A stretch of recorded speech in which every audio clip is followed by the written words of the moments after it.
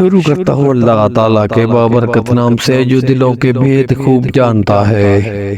تمام سننے اور دیکھنے والوں کو محبت اور خلوص پر سلام۔ معزز ناظرین کرام، آج کی اس ویڈیو میں فرعون اور اس کی خادمہ کا واقعہ بیان کروں گا۔ حضور اکرم صلی اللہ علیہ وآلہ وسلم شب معراج میں بیت المقدس کی طرف جاتے ہوئے مصر کے قریب ایک مقام سے گزرے تو انہیں نہایت ہی اعلیٰ اور زبردست خوشبو آنے لگی۔ آپ صلی اللہ علیہ وآلہ وسلم نے حضرت جبرائیل علیہ السلام سے پوچھا کہ یہ خوشبو کیسی ہے؟ جواب ملا کہ فرعون کی بیٹی کی باندی مشاطہ اور اس کی اولاد کی قبر سے آ رہی ہے۔ پھر حضرت جبرائیل علیہ السلام نے اس کا قصہ بیان کیا کہ مشاطہ فرعون کی بیٹی کی خادمہ تھی اور وہ خفیہ طور پر اسلام لا چکی تھی۔ ایک دن فرعون کی لڑکی کو کنگھی کرتے ہوئے اس کے ہاتھ سے اتفاقاً کنگھی گر پڑی۔ وہ اٹھانے لگی تو اس کی زبان سے بھی ساختہ بسم اللہ نکل گیا۔ اس پر شہزادی نے کہا کہ تو نے آج عجیب کلمہ بولا، رب تو میرے باپ فرعون ہی ہے، تو پھر تم نے یہ کس کا نام لیا ہے؟ تو اس نے جواب دیا، فرعون رب نہیں بلکہ رب وہ اللہ ہے جو مجھے، تجھے اور خود فرعون کو روزی دیتا ہے۔ شہزادی نے کہا، اچھا تو میرے باپ کے سوا کسی اور کو رب مانتی ہے؟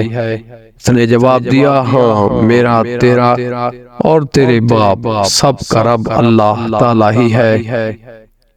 شہزادی نے اپنے باپ سے کہلوایا، وہ سخت غضبناک ہوا اور اسی وقت اسے دربار بلوا بھیجا اور کہا، کیا تو میرے سوا کسی اور کو رب مانتی ہے؟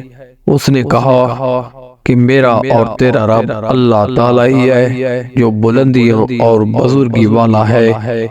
فرعون نے اسی وقت حکم دیا کہ تانبے کی چگائے بنی ہوئی ہے اس کو خوب تپایا جائے، اور جب بالکل آگ جیسی ہو جائے تو اس کے بچوں کو ایک ایک کر کے اس میں ڈال دیا جائے، آخر میں خود اسے بھی ڈال دیا جائے۔ چنانچہ وہ گرم کی گئی۔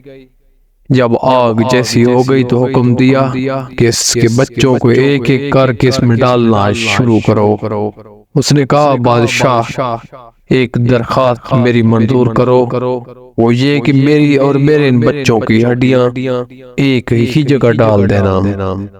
اس نے کہا، اچھا، تیرے کچھ حقوق ہمارے ذمہ ہیں، اس لیے یہ منظور ہے۔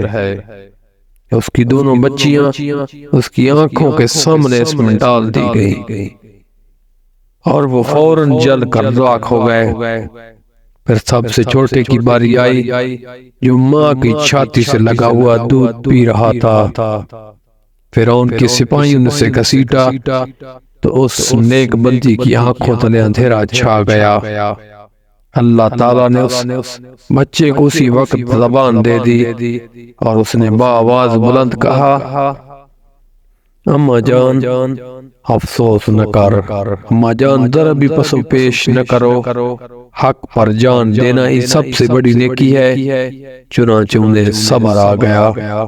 اس بچے کو بھی آگ میں ڈال دیا گیا اور آخر میں اس کی ماں کو بھی اسی آگ میں جلا کر مار دیا گیا۔ یہ خوشبو کی مہکیں اس کی جنتی محل سے آ رہی ہے۔ سبحان اللہ۔